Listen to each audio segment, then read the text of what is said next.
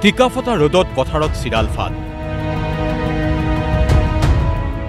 প্ৰচণ্ড গৰমৰ সমান্তৰালকৈ ব্যাপক খৰাং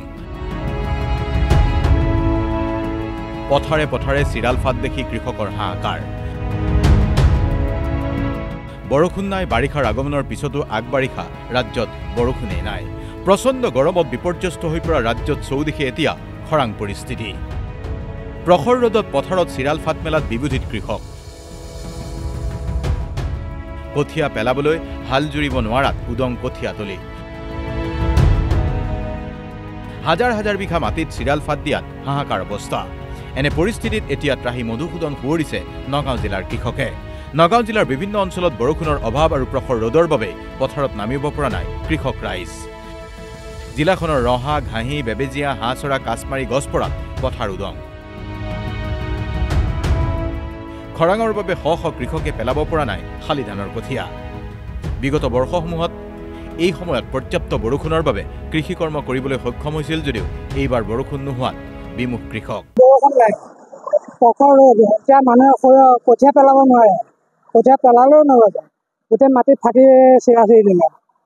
আৰু কৃষক ৰাইজৰতো অৱস্থাই নাইকিয়া হৈ গৈছে এতিয়া কৃষকৰ বাবে কি ব্যৱস্থা কৰে চৰকাৰে সেইটো চৰকাৰেহে গম পাব প্ৰচণ্ড খৰাং আমাৰ ইয়াত পানীৰ কোনো সুবিধা নাই জলসিঞ্চনৰ কোনো প্ৰকল্পই নাই আৰু যি এটা আধৰুৱা প্ৰকল্প বনাইছে সেই এটা আধৰুৱা আজিলৈকে মানে কামেই নাই চব ফাটা চিঙা হৈ গৈ আছে এতিয়া আমাৰ কৃষকসকলে বৰ্তমান মূৰে কপালে হাত দি নগাঁওকে ধৰি বিভিন্ন অঞ্চলৰ পথাৰত বিফল হৈছে জলসিঞ্চন বিভাগৰ আঁচনি কোটি কোটি টকা খৰচ কৰি ৰূপায়ণ কৰা আঁচনিসমূহ ইতিমধ্যেই প্ৰহসনলৈ পৰিণত হৈছে মৰাপতৰ গুটি আজি এমাহ হ'ব পেলাবলৈ পৰা নাই শুকান মাটি শুকানে নাঙলে নালাগে সেইদিনা ট্ৰেক্টৰ আনি ট্ৰেক্টৰে হাল বাব নোৱাৰিলোঁ ট্ৰেক্টৰে ঘূৰাই দি পঠালোঁ গতিকে চাওক